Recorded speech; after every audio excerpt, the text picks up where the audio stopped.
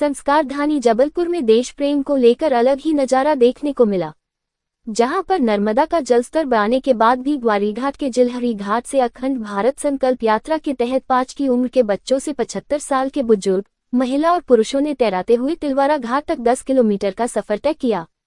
यात्रा के आयोजक संजय सिंह यादव, संयोजक विवेक यादव, समन्वयक अशोक ग्रोवर और पाठक व्यवस्थापक दीपक असरानी के नेतृत्व में जिलहरी घाट तैराकी संघ के सदस्यों द्वारा हाथ में तिरंगा लेकर भारत माता के जयकारों के बीच ग्वारीघाट के नर्मदा तट से विपरीत लहरों के बीच तैराकी करने वालों के हौसले के बीच तिलवारा घाट तक की यात्रा को तय किया गया।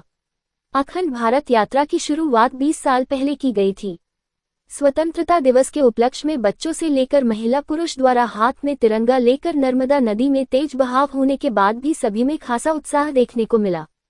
इस बार सिंदूर ऑपरेशन की सफलता को लेकर भारतीय सेना के जवानों का हौसला बढ़ाने के मकसद से अखंड भारत तिरंगा यात्रा में बड़ी संख्या में लोग शामिल हुए।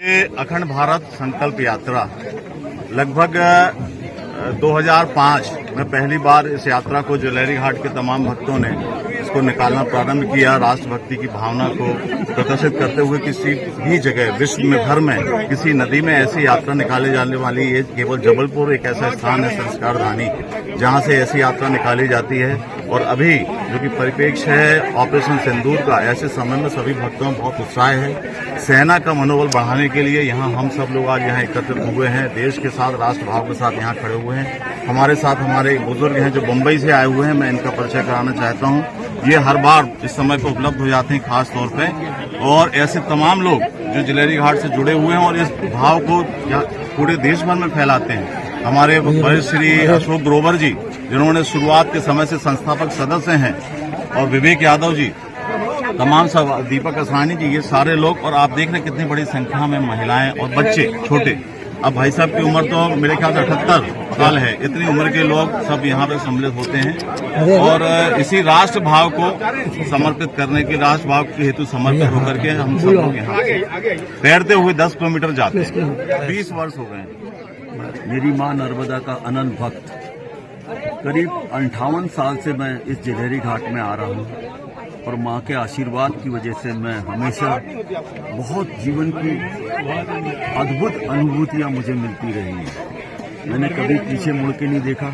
मैं मां का सत नमन करता हूं, और मां के दर्शन के बगैर मैं अपना दिन शुरू नहीं करता। 14 अगस्त 1947 को हमारा भारत देश उस समय खंडित हो गया।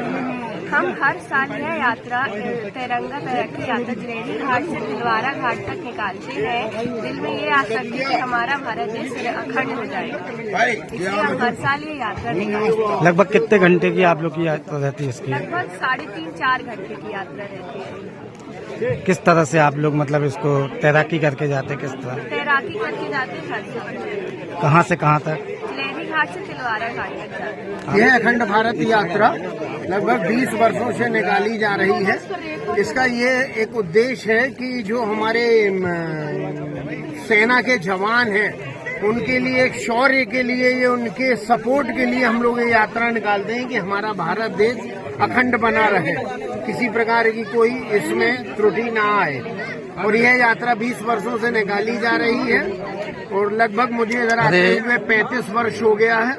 50 लोगों को साथ में लेके चलूंगा। मैं यहाँ पे प्रशिक्षण देता हूँ आदरणीय ग्रोवर सर जी के सानिध्य में, और आशा करता हूँ कि ये यात्रा बहुत मंगलमयी हो और सबको इससे जो हमारा मैसेज है वो सबको मिले कि हमें सब एकता के साथ रहना चाहिए।